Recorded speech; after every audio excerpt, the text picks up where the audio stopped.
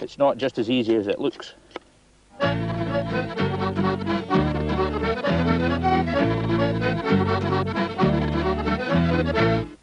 Yeah, what's all this? What a welcome, eh?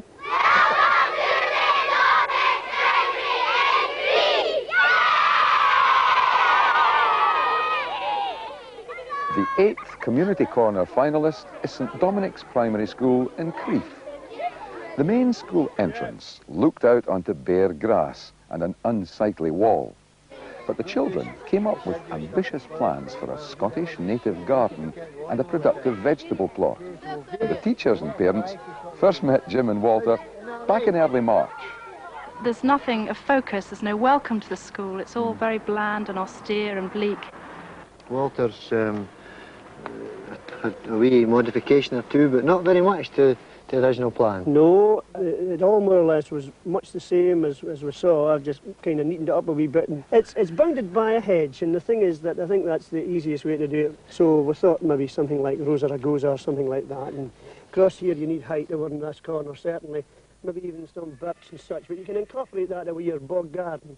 And the children must get into, these days in fact, into vegetable growing and salad growing and herb growing and such. So 2 nice beds over here, but not to be too obvious. One of the pupils had suggested planting a time capsule in the garden. Good idea. Some of the children were telling me that in the time capsule they wanted to put a teacher.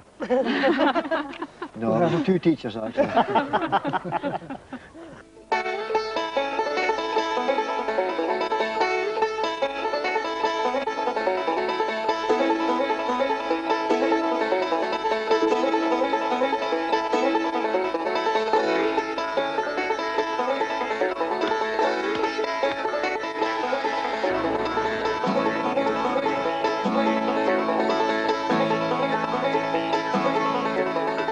Well, you're actually a wildflower freak, if you pardon the expression.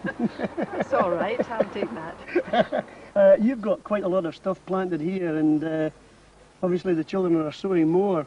But how many genus and species have you got in here?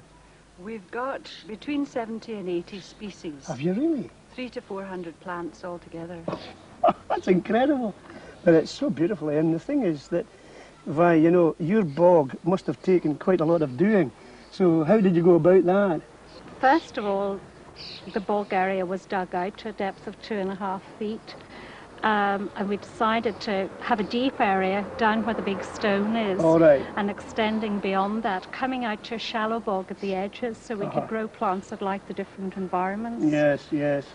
In the main bog, we've got ragged robin, which the children love. I love it, yeah. And you can see still round about Crieff.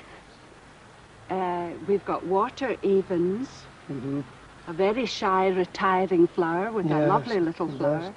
Marsh marigold, dame's violet here, which grows at the side of water meadows or beside rivers.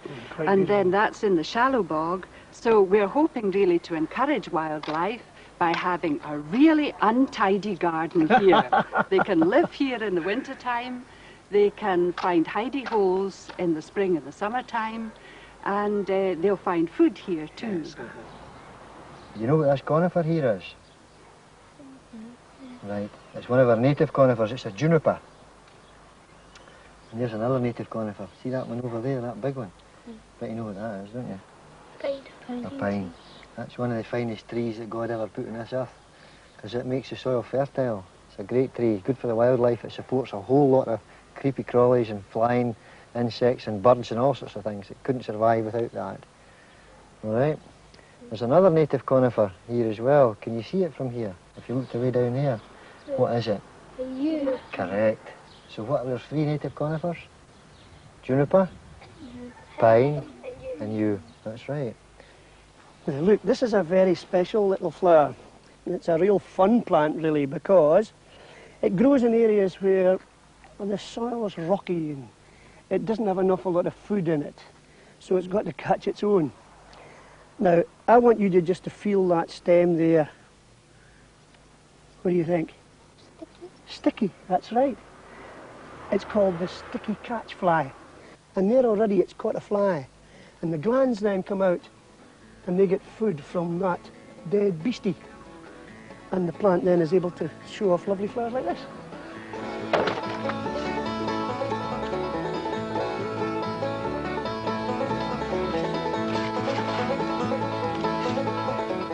I bet you didn't know there was a museum collection of tatties up here in Crieff once upon a time.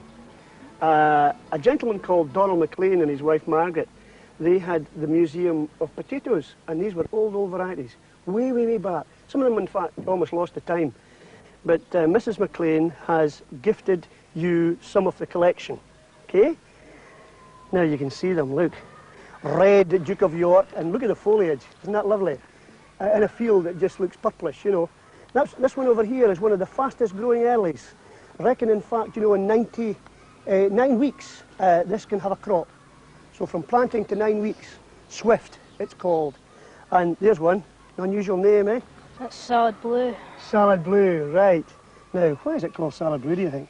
Because the insides of the potato are blue. Yeah, fancy having blue chips, eh? I know. Be all right for Rangers supporters. Jim, what about the maintenance of this hedge? Right, it can be cut at any time of the year. Any bits that are sticking out and might jag the children, just remove them. But I would advise you, when it gets to the height that you require it to get to, cut it in the winter time. In the winter? In the winter, because when it looks like this, Shona, see that bit there? When it's dormant and looking dead, when you cut it, you can keep all the bits about that length instead of throwing them away. Stick them 2/3, 50-50 peat and sand, and it'll be rooted in a matter of weeks. Just some peat and sand, great. What's it Super. called? Rosa rugosa? There you go. Well, you folks, now that it's finished, I'm sure that you can't remember what it looked like, but by Jove, I've got a photograph of it here, and it really was pretty grim. The work that's gone into it has been tremendous, and the whole thing merges now, and there's so much educational value here. I think that you would all agree that, you know, it's just wonderful.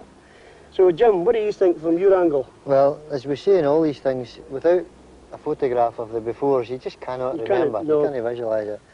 By mounding the earth at the far end there, it's amazing what a difference that makes, because flat ground can be awful boring. And you've introduced, for the children's benefit and education, native plant material into that upland or hill area. We can't thank enough the people who've been involved with this project. Ian and James, our local builders, who are our neighbours, have been wonderful. We can't thank them enough. Smile, boys. As you know, a year ago, we lost our lollipop man. He was known to the whole town, but especially to St Dominic's, because he was so close to us here. And that seat there is dedicated to him, and we miss Jimmy very much.